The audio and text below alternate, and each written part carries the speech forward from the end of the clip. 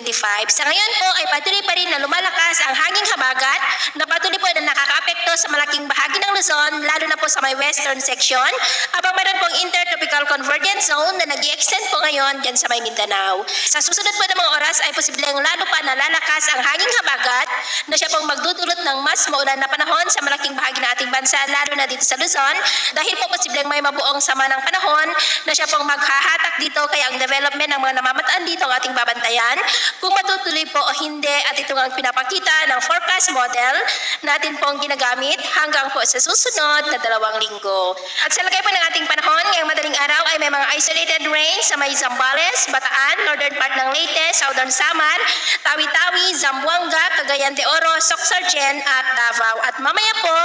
ay sisikat naman ang araw sa malaking bahagi ng ating bansa, pero may chance pa rin ng maulap na kalangitan with isolated rain sa may Metro Manila, coastal areas ng Pangasinan, Zambales, Bataan, Guindulman, Maasin, Zamboanga, Soc-Sargen at Davao. At mamayang hapon po, mas maraming lugar ulit ang makakaranas ng maulap na kalangitan with isolated rain sa malaking bahagi ng Mindanao, Ilocos Region, Cordillera, ilang bahagi ng Central Luzon, Mindoro Provinces, Negros. Kaya mag-ingat po tayo dahil posible pa rin po ang mga banta ng mga pagbaha at pagguho ng lupa.